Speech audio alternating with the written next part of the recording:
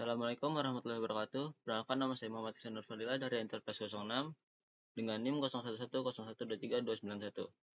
Di sini saya akan mempresentasikan final dari tugas studi kasus Enterprise Resource Planning.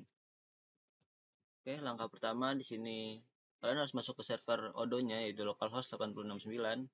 Setelah itu membuat database name, email, dan password yang mudah diingat. Selanjutnya, sebelum lanjut ke studi kasusnya, kita harus menginstal beberapa modul seperti di bawah ini, yaitu Project, Timesheet, Discuss, Leave Management, Invoicing, Accounting and Finance, Employee Direction, Attendance, Requirement Process, Expense Tracker, dan Kalender. Sebelum itu jangan lupa juga kalian klik Active the Developer Mode. Setelah diklik Developer Mode itu, kalian harus membuat PT-nya terlebih dahulu. Di sini saya memberikan nama PT Iksan dengan beberapa general information yang sudah saya tambahkan. Yang ketiga yaitu membuat user. Setelah membuat company atau perusahaan, kalian harus membuat user terlebih dahulu. Di sini saya membuat 4 user. Yang pertama ada Mira Andromeda sebagai manager. Jangan lupa membuat new passwordnya ya dari user tersebut.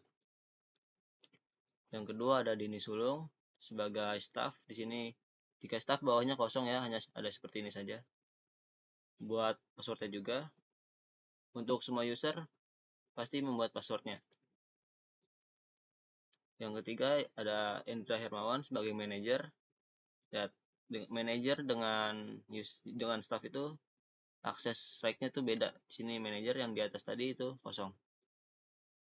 Buat passwordnya juga. Yang keempat ada Rika Febrika sebagai staff. Dan jangan lupa membuat passwordnya lagi. Yang keempat yaitu kita membuat employee. Sini user yang tadi sudah kita tambahkan ke dalam employee. Langkah pertama tuh kita sebenarnya harus masuk ke HR setting ini. Jika ingin menambahkan employee, lalu nanti ada tempat pemilihan, kita pilih nama Mira Andromeda agar tersambung dengan user yang sudah tadi kita buat.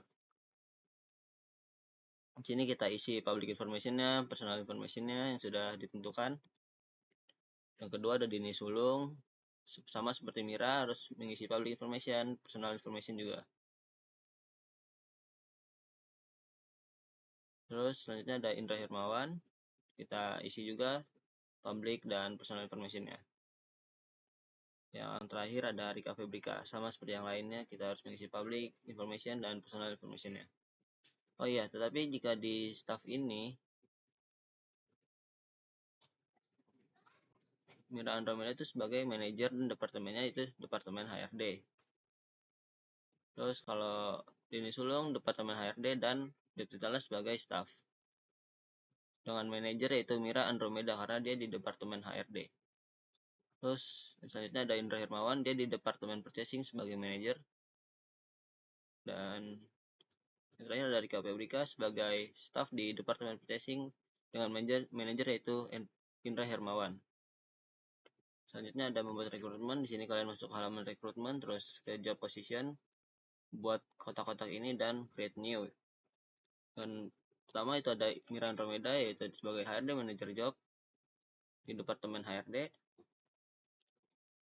Nah, nanti akan muncul tampilan seperti ini. Terus kita tambahkan lagi yaitu Indra Hermawan sebagai manager job dengan ini di departemen purchasing.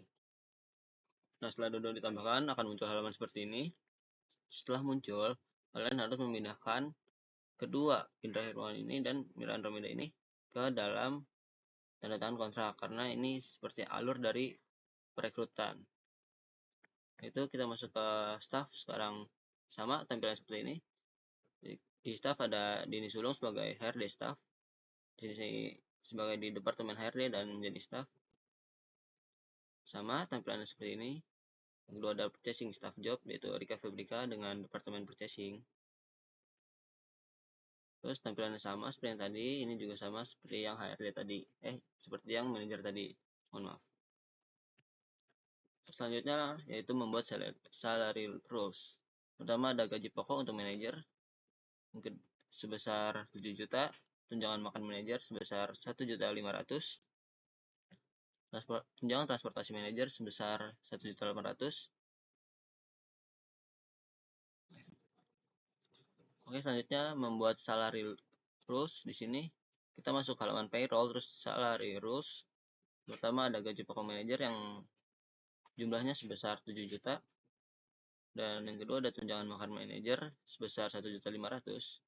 Selanjutnya ada tunjangan transportasi manajer sebesar 1.800.000. Tunjangan jabatan manajer sebesar 2 juta. Potongan BPJS kelas 1, BPJS kesehatan kelas 1 sebesar 500.000. Dan yang terakhir ada potongan BPJS tenaga kerja kelas 1 sebesar 600.000. Di sini saya sudah totalkan semuanya, tunjangan, gaji, dan potongan itu sebesar 11.200.000. Selanjutnya ada bagian staf. Di sini gaji pokok staf yaitu sebesar 5 juta. Tunjangan makan staf sebesar 1,2 juta. Tunjangan transportasi staf sebesar 1.500.000. Potongan BPJS kesehatan kelas 2 yaitu sebesar 400.000. Dan potongan BPJS tenaga kerja kelas 2 yaitu sebesar 500.000. Seperti itulah salary rules dari manajer dan staf yang ada di PT Iksan. Selanjutnya, setelah membuat salary rules, kalian masuk ke halaman payroll lagi, bagian ke salary struktur, dan membuat salary struktur HRD dan staff. Di sini yang pertama saya membuat salary rules dari manajer HRD. Kita create new, masukkan namanya itu manajer HRD dengan parent base for struktur. Nah, saja di salary rules ini kalian add an item, lalu kalian tambahkan gaji, tunjangan, dan potongan manajer seperti gambar tersebut. Selanjutnya kalian masuk ke staff HRD, sama seperti tadi, kalian create nama staff HRD, kalian masukkan an item bagian staffnya, yaitu gaji pokok staff, tunjangan makan staff, tunjangan transportasi staff, dan BPJS yang kelas 2. Sama seperti sebelumnya, di sini manager purchasing, kalian masukkan an item dari salary rules manager. Terus yang keempat ada staff purchasing. Di sini kalian masukkan an item dari salary rules staff. Yang kedelapan ada membuat kontrak. Di sini kalian harus masuk ke halaman employee, terus pencet bagian kontrak. Nah, di sini namai kontrak name 1 ya, karena kontrak pertama. Di sini dengan employee Mira sebagai manajer departemen HRD, dan kontrak type itu employee. Dengan wage atau total gaji itu 11.200.000 seperti yang sudah saya bilang.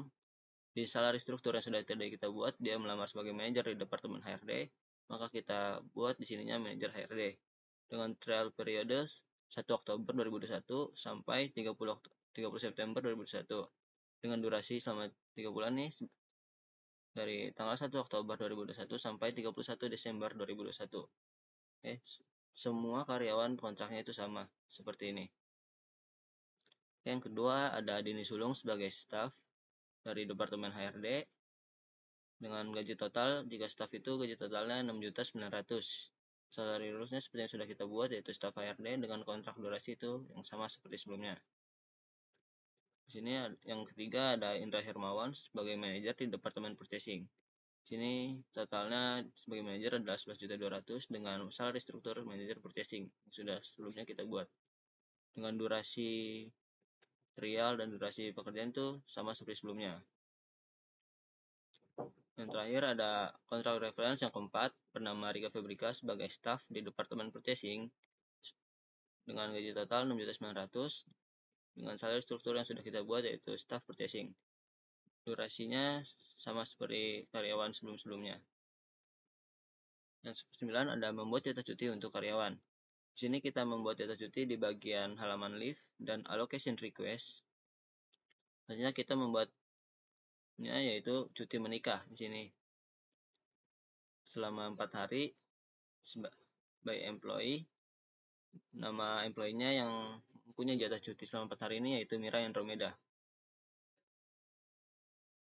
Lalu kita save. Lalu yang kedua ada dari Dini Sulung, dia juga mempunyai jatah cuti 4 hari, cuti menikah, Departemen HRD. Yang ketiga juga sama dari Indra Hermawan. Di sini dia mempunyai jatah cuti selama 4 hari juga, cuti menikah. Yang terakhir ada Rika Febrika, di sini juga sama, dia mempunyai jatah cuti menikah yaitu selama 4 hari. Oke, selanjutnya di sini staf mengajukan cuti.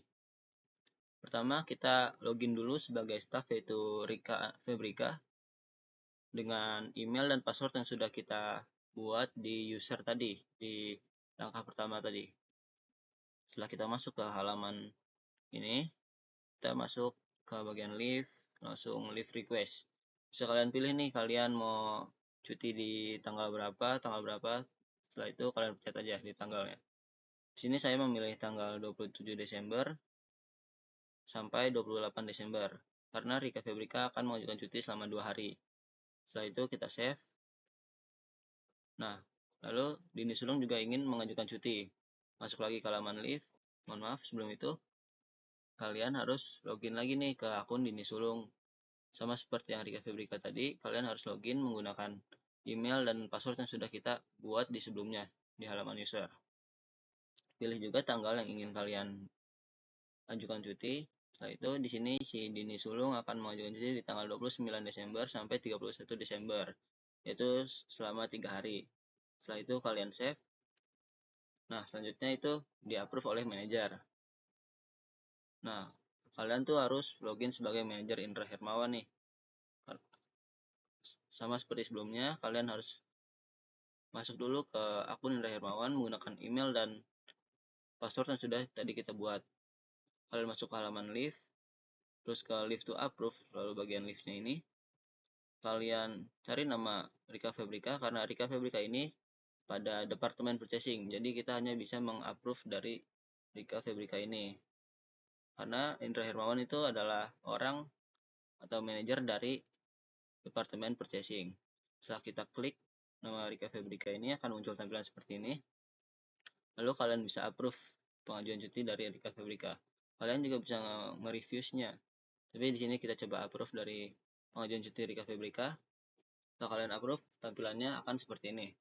Nah, jika tampilan sudah seperti ini dan tulisannya sudah approved, berarti cuti dari Rika Febrika sudah di-approve oleh pihak manajer dan Rika Febrika berhak untuk cuti selama 2 hari. Selanjutnya di sini kita login lagi menggunakan akun Mira Andromeda untuk mengapprove cuti dari si Dini Sulung. Masuk lagi ke halaman leave, bagian masukkan halaman leave, nanti akan muncul di sini. Ini di sini bagian Dini Sulung. Setelah itu kalian masuk ke halaman leave lagi. Karena Mira Andromeda adalah manajer dari departemen HRD, maka dia hanya bisa mengapprove Dini Sulung.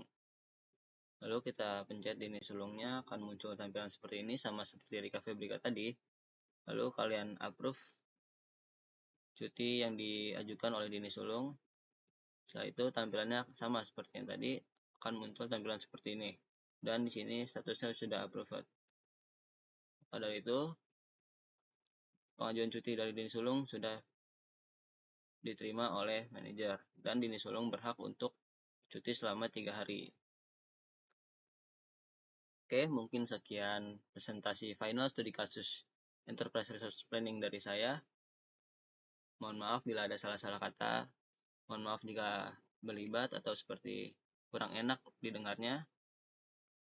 Sekian, wassalamualaikum warahmatullahi wabarakatuh.